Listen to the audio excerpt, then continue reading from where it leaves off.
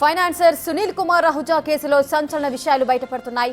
సునీల్ వద్ద 49 కోట్లు అప్పు తీసుకున్న భారతి బిల్డర్స్ షూరిటీగా వారి భూములు జీపీఏ చేసింది. అప్పుతో కలిపి మొత్తం 105 కోట్ల రూపాయలు చెల్లించింది భారతి బిల్డర్స్.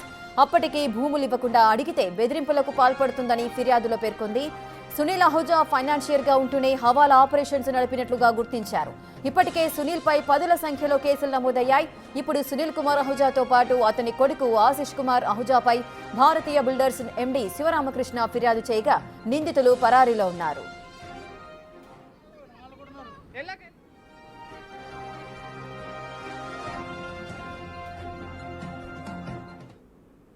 ఇక పూర్తి డీటెయిల్స్ మా ప్రతినిధి సాగర్ అందిస్తారు.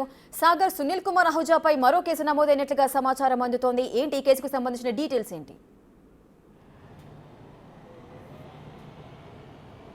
తమ భూములు తీసుకొని అప్పుగా షూరిటీ పెట్టినందుకు తమ భూములు తీసుకొని తిరిగి ఇమ్మంటే బెదిరింపులకు పాల్పడుతున్నాడంటూ కూడా భారతీ బిల్డర్స్ ఫైనాన్సర్ సునీల్ కుమార్ అహుజా పైన ఫిర్యాదు చేశారు. అయితే గతంలో కూడా అనేక కేసులు నమోదయ్యాయి. సునీల్ కుమార్ అహుజా పైన ఇప్పటివరకు చర్యలు తీసుకోలేదంటూ కూడా బాధితులు కొంత ఆందోళన వ్యక్తం చేస్తున్న పరిస్థితి కనిపిస్తుంది. గతంలో నమోదైన సిసిఎస్ కేసులో సునీల్ కుమార్ అహుజా పైన ఇంకా చర్యలు తీసుకోలేదు.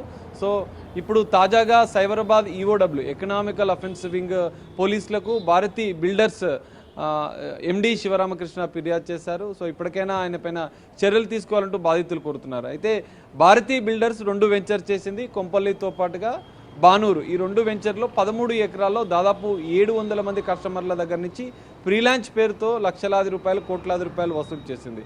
దీనిపైన ఇటు భారతీ బిల్డర్స్ పైన కూడా గతంలో సిసిఎస్లో కేసు నమోదైంది.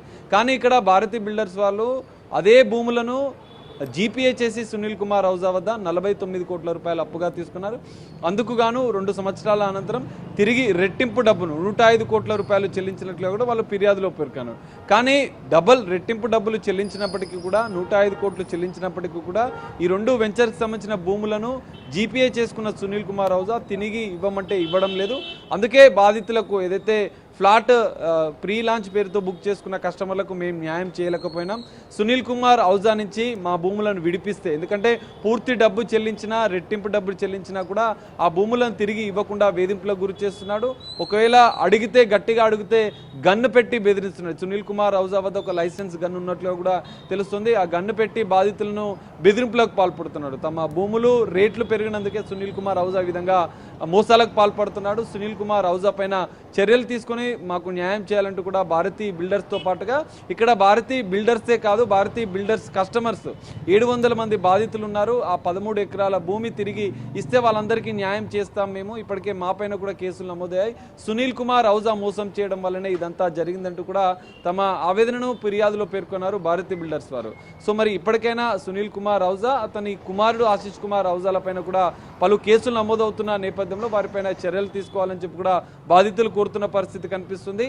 సో ఇప్పటికే సునీల్ కుమార్ అహుజా, ఆశిష్ కుమార్ అహుజా పరారీలో ఉన్నారు. గతంలో సిసిఎస్లో నమోదైన కేసే కావచ్చు, ఈడీ కూడా తాజాగా దీనిపైన ఆరా తీస్తుంది. ఎందుకంటే భారీ హవాలా రాకెట్ నడుపుతున్న సునీల్ కుమార్ అహుజా కోట్లాది రూపాయలు ఎక్కడి నుంచి, ఎందుకంటే అప్పుగా ఇచ్చిన డబ్బును తిరిగి హవాలా ద్వారా తీసుకుంటున్నటువంటి సునీల్ కుమార్ అహుజా భారీ హైదరాబాద్, ముంబై, ఇటు విదేశాలకు దుబాయ్ వెతికగా భారీ హవాలా రాకెట్ నడుపుతున్నట్లుగా కూడా పోలీసులు గుర్తించినట్లుగా కూడా తెలుస్తుంది. మరి తాజాగా నమోదైన కేసులో అయినా సునీల్ కుమార్ అహుజా పైన చర్యలు తీసుకుంటారా? ఎందుకంటే ఆ భూమి 13 ఎకరాల భూమి విడుదలైతే 700 మంది బాధితులకు న్యాయం చేస్తామంటూ కూడా భారతీ బిల్డర్స్ చెప్తున్న పరిస్థితి కనిపిస్తుంది.